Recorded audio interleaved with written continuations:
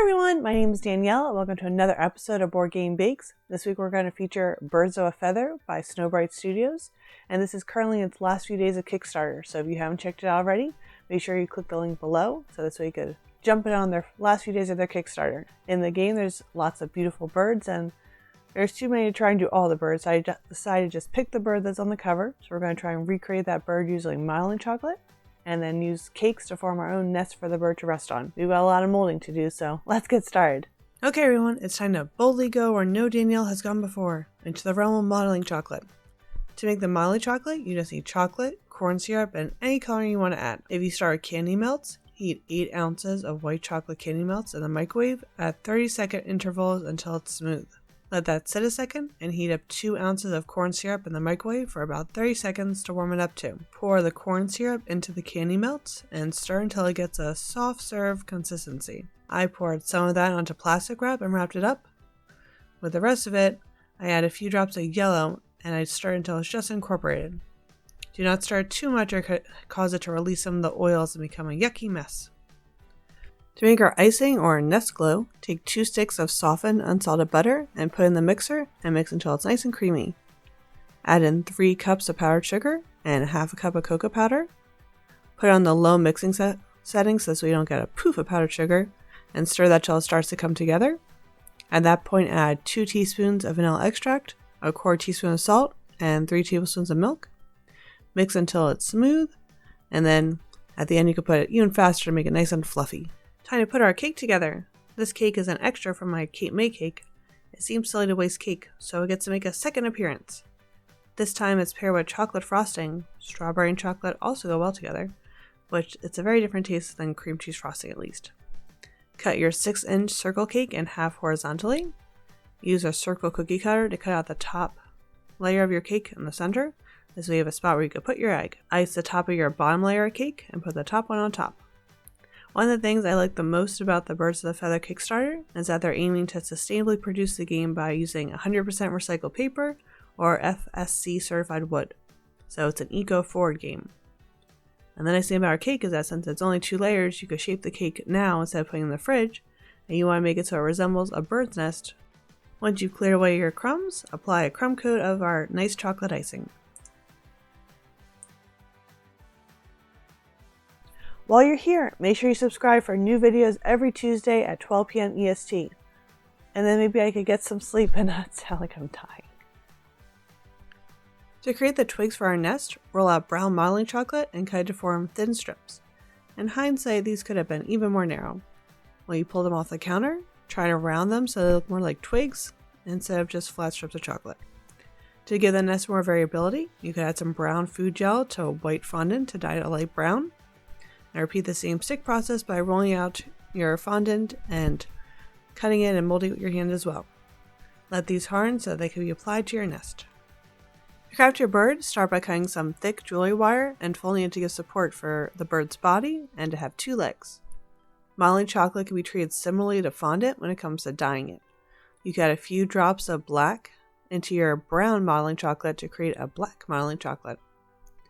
Start by getting a big ball of white modeling chocolate and placing it on the wire for your main body. Use yellow modeling chocolate to form the head and put some on the body to give the bird a yellow chest. Make sure to use some of the plain chocolate to put a thin layer of chocolate on the bird's legs as well.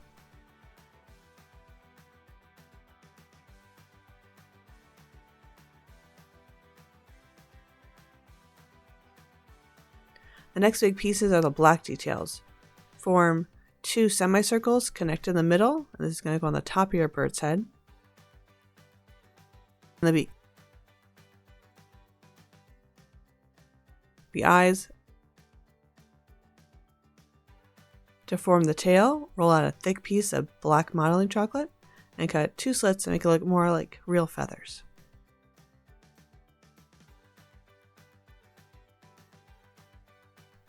Roll out 2 wings and a slab that you can put onto the back of the bird.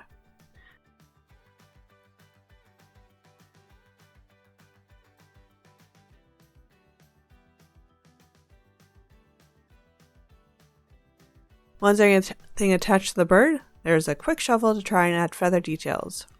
The problem is that there isn't a good way to prop up the bird while working on it, so your hands start to melt the chocolate. When that time comes, it's time to call it quits for a bit. You can use some rolled up plastic wrap to position your wings and the tail. Once the chocolate rehardens, you can finish up any of the carving details that you have left to do. Yes, my bird may have been repositioned a bit to match the picture. To add some of the lighter details, you could put a drop of brown and yellow food gel on a plate. Use a paintbrush to add some details around the eyes and some shadowing on the chest. The final details are done by adding some white accents with royal icing. I happen to have some in my fridge, so I was lucky. Give the feather some lines, and you of course need to add the little dot in the eyes to give the bird some life. Use some extra white modeling chocolate to create an egg to go in your nest, and add some brown dots onto it to make it look more like the Townsend Warbler's actual egg. Once your cake is at time to chill in the fridge, it's time to apply your final coat of our tasty chocolate icing and bring your bird's nest to life. Gather your fondant and modeling chocolate twigs to put together the nest. Okay, this is probably a macho bird because these twigs are huge. Try not to make it look too symmetrical, but have fun covering up all your frosting. Make sure to push down the center and to use some small bits so we have a nice spot to rest your egg. To make the nest look more natural, put some brown food gel on your plate and paint on some of the fondant strips so they don't stand out so much against the modeling chocolate ones. Once it's to your liking, put your egg in the nest and attach your bird. Ta-da! Hopefully the bird won't get too angry when we start to eat its nest.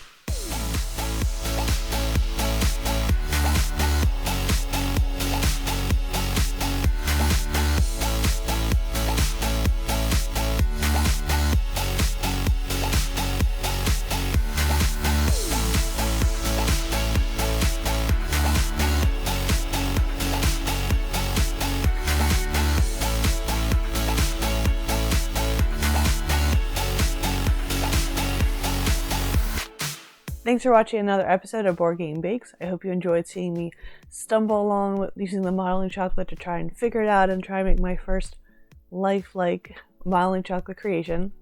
Still got a long way to go, but this is where it began, guys. This is where it began. Let me know, is there any other game you'd like me to try to attempt to recreate what modeling chocolate? Are there components that just stand out to you and scream that they want to be recreated? While you're down there, hit like for the video and subscribe. Keep playing games and keep them sweet. Bye! Hopefully next week I'll have my voice back.